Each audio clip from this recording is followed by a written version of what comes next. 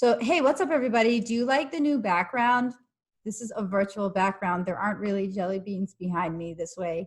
So today I'm just going to be answering some of your questions on my channel. Sorry that I've been a little bit slow in doing this. So the first one is, hi, Sarah, thanks for the videos. You're welcome. I was wondering if you could walk me through the day of a wealth management analyst. What are the activities you usually do in that role, as well as who you end up helping or working with?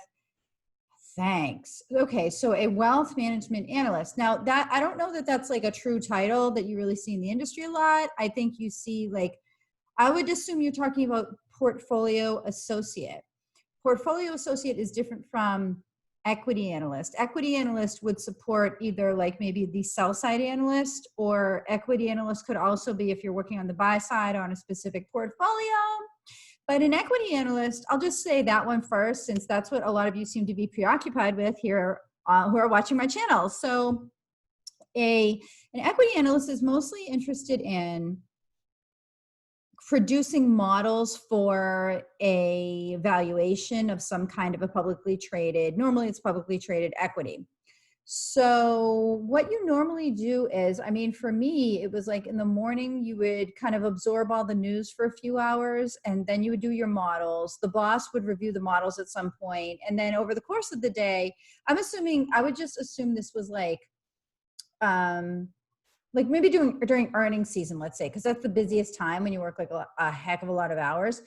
You basically review the information that comes in, the news that comes in about the subject company, and the boss reviews the model at some point. Normally the boss will drop off information on your desk at like 4 o'clock and you have to stay. That's how it was for me when I was doing this on the sell side. And then like you have to stay really late at night to get it done for the next morning.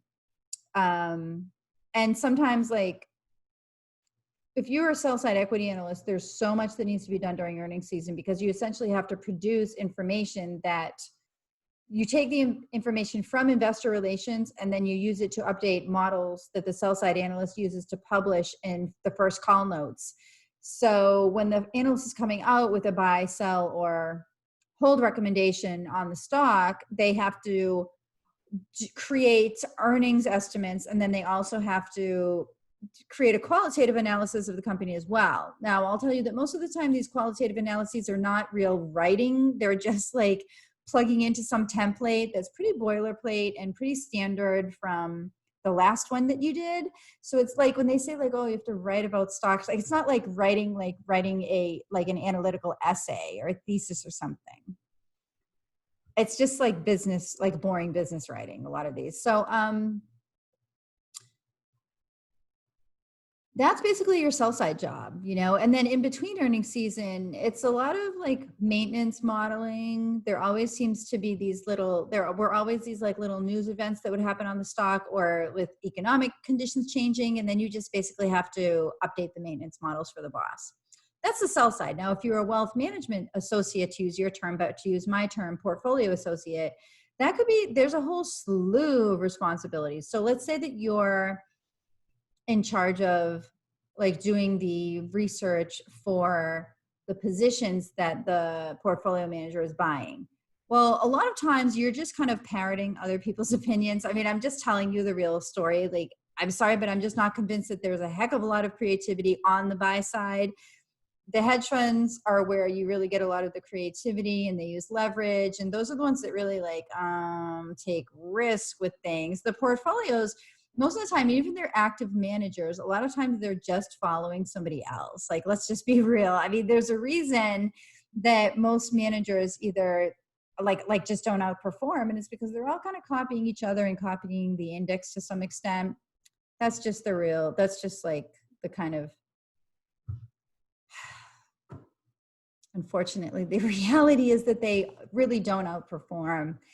A lot of the active managers don't anyways. So, not a heck of a lot of creativity involved with this job, but basically you're just in charge of, just like you would have been on the sell side, you know, like not as much during earnings season necessarily, because you're interpreting what the sell side is saying, but there's just I would say a fair amount of valuation work, but then also you're in charge of rebalancing the portfolio. That's a responsibility that you don't have on the sell side. If you're a buy side analyst, that's in charge of either a model portfolio, you're in charge of client portfolios.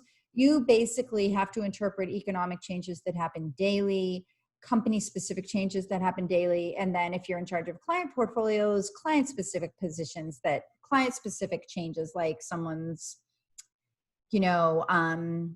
wants to give a gift of $500,000 to one of their kids. And so now you have to trade out of some of the positions. So things like that will happen. So it's hard to say like what the daily life is of a portfolio associate, but that's just the basic idea. And then it's like a lot of meetings. I don't know if it's still the same. I mean, I keep in mind, I just want to say I have not been in the industry for over 10 years. I've been doing this work that I do now as a marketing consultant for financial companies, but I can say that, it's a lot of like meetings, and it's a lot of just dry, boring stuff like that. I don't know. I thought it was always kind of farcical in my opinion. But anyways, do employers fund their employees' master's degrees, considering the expensive affair that is? I don't know employers fund their employees' master's degrees. I don't necessarily know about that. I don't know how many people are even doing that anymore. I think if you're interested in getting your master's degree funded, then you should go to companies and look at it. But I think a lot of times if they fund your master's degree, then they require you to work there for a certain amount of years. Also, I've managed to model a few companies, but since I'm a fresher, employers aren't interested by these models. Do you have suggestions about how I could leverage my position to break into a job? I have answered this question so many times. Please see the other videos on my channel in the equity research and portfolio management playlists. I've answered this question of how do you break in the industry like over and over and over again. Okay, new question, portfolio manager payoff versus equity analyst. Well, I mean, come on, like a portfolio manager is going to be making 200,000 or more probably here in the US. Equity analysts, I don't know. I mean, you could start at maybe about 80.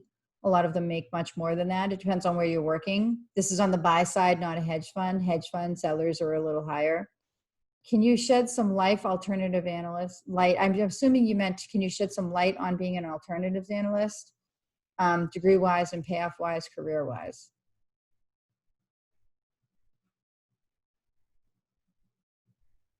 I don't know what that question means. Whoever wrote that question, please specify what you mean by being an alternatives analyst.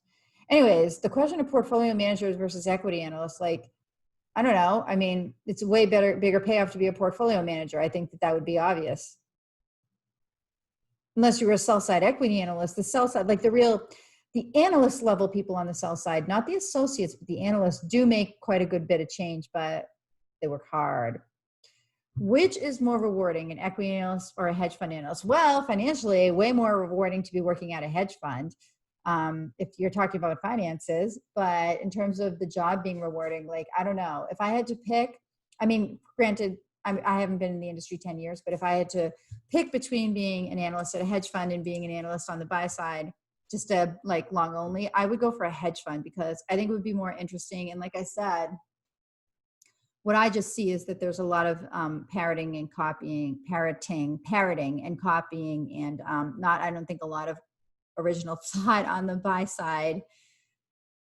If you've ever heard the term closet indexer, right? I think everyone's really kind of following the index and following what the news is. And the hedge fund people I found are the ones, in some cases, that really think out of the box. They don't always get it right, but, I think it's at least cool that they will do things that are in some cases contrary to what the street is doing. I think it's cool. That's what I would find rewarding about the job. Maybe you too. I don't know. Everybody comment below. What would you think about working at a hedge fund? Would it be all about the money, or would you do it because it would be something cool and intriguing? I find it intriguing. Anyways, so those are my responses to the questions on this channel that you all have been writing.